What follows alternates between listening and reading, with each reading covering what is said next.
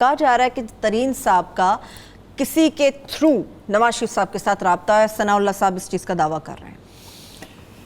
دیکھیے، دو سیاستدانوں کے درمیان جو دونوں وزیر اعظم سے ناراض ہوں، ایک شخص سے ناراض ہوں، نام و پیام کا ہو جانا کوئی تعجب خیز نہیں. میرے پاس کوئی مصدقہ اطلاع نہیں ہے کہ میں یہ کہوں کہ نام و پیام ہوا ہے یا نہیں ہوا. ٹھیک ہے، یہ معلوم نہیں. رانا ثناء اللہ صاحب کا دعویٰ ہے، سیاستدانوں کا دعویٰ جب تک کسوٹی پر رکھ کر پرکھ نہ لیا جائے، اچھی طرح جانچ نہ لیا جائے، اس کے بارے میں کچھ نہیں کہا جا سکتا.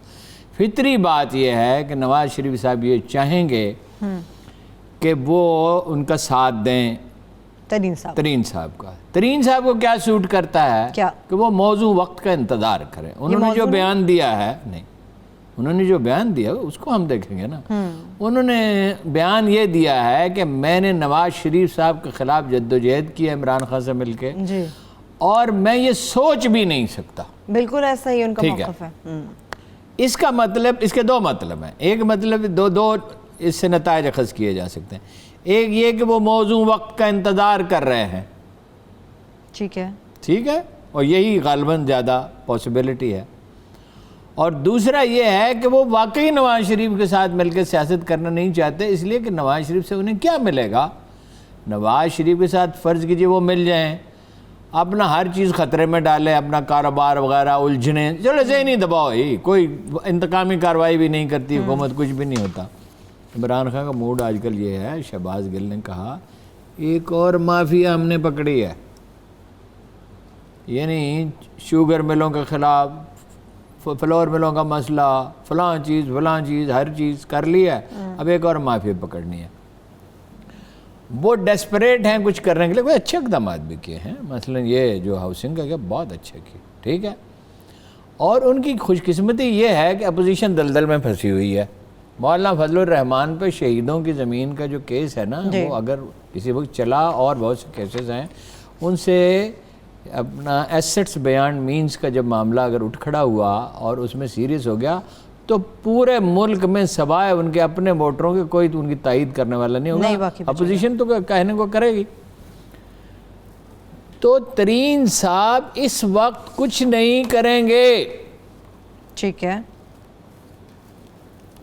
ترین صاحب عافیت چاہتے ہیں. 4 دن پہلے ایک دوست کو انہوں نے فون کیا تھا، وہ بہت خوش تھے، اور مطلب کوئی رات کے اس وقت لندن میں 10 بجے تھے. ٹھیک ہے، تو وہ بہت خوش تھے اور کھلکھلا رہے تھے، مزے میں تھے، ٹھیک ہے، آسودہ تھے، کمفرٹیبل تھے.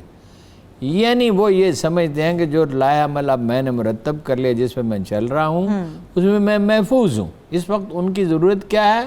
وہ محفوظ رہیں. ٹھیک ہے. ہارون صاحب، عمران خان صاحب سے ناراض میں ہیں، جتنے ان سے دوستی تھی ناراضگی بھی ہو گئی ہے، چاہے اس کا وہ اظہار کر نہیں رہے. جتنے بھی آزاد امیدوار تھے، جس طرح سے انہوں نے عمران خان صاحب کے ساتھ ان کو شامل کرایا، وہ ہم سب جانتے ہیں. جب عمران خان صاحب سے ناراضگی ہے تو یقیناً کہیں نہ کہیں انتقام کا جذبہ بھی پھوٹ جاتا ہے. یہ انتقام کہیں نواز شریف صاحب کے ساتھ ہاتھ ملانے پہ انہیں مجبور تو نہیں کر رہا؟ نہیں، میرا خیال ہے کہ نواز شریف صاحب، شریف خاندان کی تاریخ جو ہے، جہانگیر کو آپ جو مرضی کہیں، جہانگیر میں 2 پہلو کبھی نہ بھولیں. ایک یہ کہ he is a very very intelligent person. دوسرا یہ ہے کہ وہ فوکسڈ ہیں اور پریکٹیکل بھی ہیں. یعنی ایک آدمی رومانٹک ہوتا ہے، خواب دیکھتا ہے، ایک آدمی پریکٹیکل ہوتا ہے. اگر یہ 2 چیزیں کسی شخص میں جمع ہو جائیں کہ وہ خواب بھی دیکھتا ہے اور پریکٹیکل بھی ہو.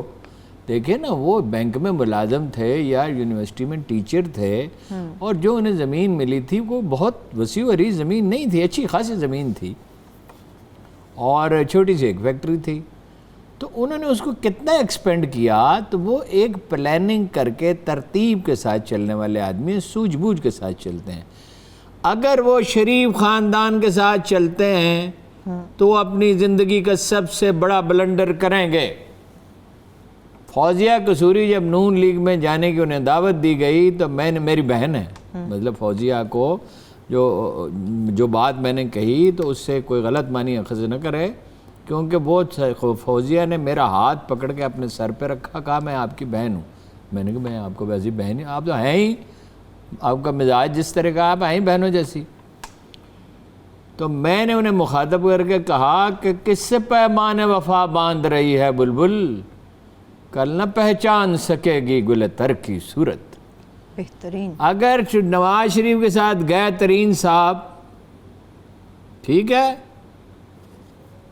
تو اپنی زندگی کی سب سے بڑی غلطی کریں گے. ذہین آدمی ہیں، یہ غلطی وہ نہیں کریں گے، جب ایک میرا اندازہ. ٹھیک، جب ایک شخص خود کو مضبوط بھی سمجھتا ہے، ہم سب جانتے ہیں بڑے مضبوط آدمی ہیں، اور طاقتور بھی سمجھتا ہے کہ کچھ بھی کرنے کی اہلیت رکھتا ہو سیاست کے میدان میں، تو ہارون صاحب پھر تو کچھ بھی ہو سکتا ہے. ٹائمنگ اہم ہوتی ہے نا پولیٹکس میں، ہر چیز کا ایک وقت ہوتا ہے. کیا پس پردہ آج اس نے کہا نہیں میسج گیا ہوگا تو نواز شریف کی طرف کس سے گیا ہوگا، جہانگیر تریب کی طرف سے نہیں گیا ہوگا. ٹھیک ہے، اوکے، اس لیے کہ ڈیسپریٹ تو نواز شریف ہے. نواز شریف کا تو کوئی سیاسی مستقبل ہی نہیں ہے.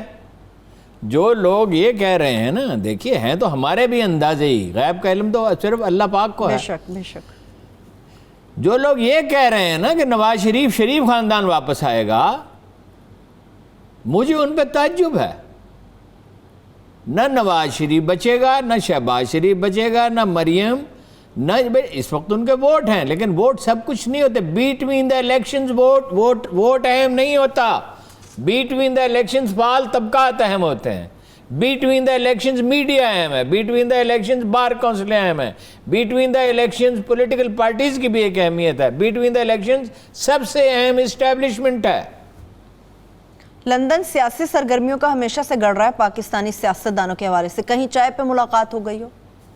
کچھ بھی ہو سکتا ہے. دیکھو میں گیس کر سکتا ہوں. سوال جہانگیر ایسی غلطی کرنے والا نہیں ہے. ٹھیک ہے، چلیے دیکھتے یہ ہیں. بادشاہ جہانگیر نہیں ہے جو بادہ نوشی کے بعد افیون بھی کھاتا تھا اور زمام کار نور جہاں کو دی تھی. یہ کون سا یہ وہ جہانگیر ہے جو جس کو ہوش آواز قائم ہے.